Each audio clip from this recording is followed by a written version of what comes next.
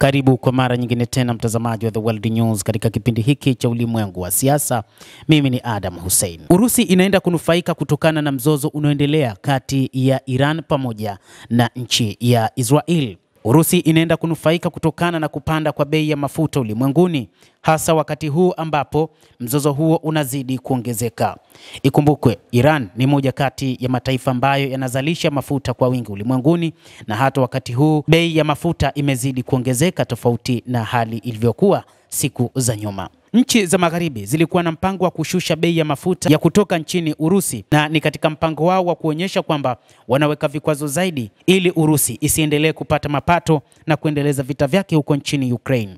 Lakini mataifa ya kimagharibi yamejikuta katika hali nyingine tofauti, ambapo mzozo kati ya Iran na Israel ambao ulianza siku mbili zilizopita kuanzia siku ya Ijumaa umesababisha mafuta kupanda kwa bei ya juu zaidi, na hii itainufaisha zaidi nchi ya Urusi. Ikumbukwe, Iran pamoja na baadhi ya mataifa hasa katika ghuba ya Uajemi ikiwemo Oman na mataifa mengine yanatumia mlango wa Hormuz kupitisha mafuta, lakini pia kuna baadhi ya mataifa ambayo hutumia bahari ya Sham kupitisha mafuta katika maeneo hayo, lakini kutokana na kile ambacho kinaendelea, meli pamoja na ndege zinashindwa kupita katika maeneo hayo.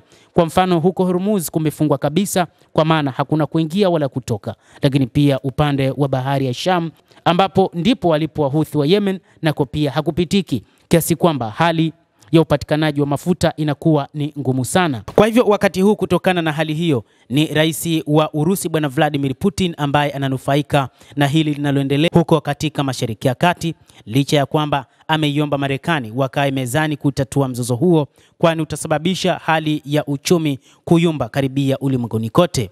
Hata kama Urusi itapata mapato makubwa kupitia mafuta yake, lakini katika upande mwingine uchumi wake nao pia utashuka kutokana na kushuka kwa uchumi wa ulimwengu, kwani ikumbukwe, Urusi inategemea kupata bidhaa zingine kutoka katika mataifa mengine, na hivyo itakuwa ni ngumu kuyapata mahitaji hayo ama bidhaa hizo, na hivyo hali ya uchumi itazidi kupanda hata katika taifa hilo.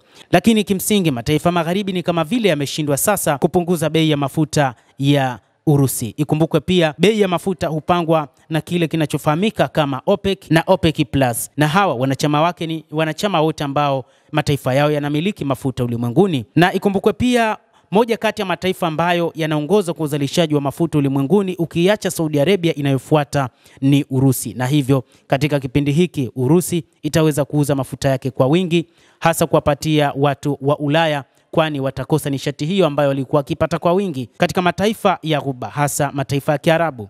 Mtazamaji, endelea kutufuatilia, lakini usisahau kulike, usisahau kucomment, kadhalika na kusubscribe channel yetu hii. Utakuwa ukipata habari hizi kwa mapana hapa The World News. Mimi ni Adam Hussein, endelea kutufuatilia wakati wote, endelea kuwa nasi.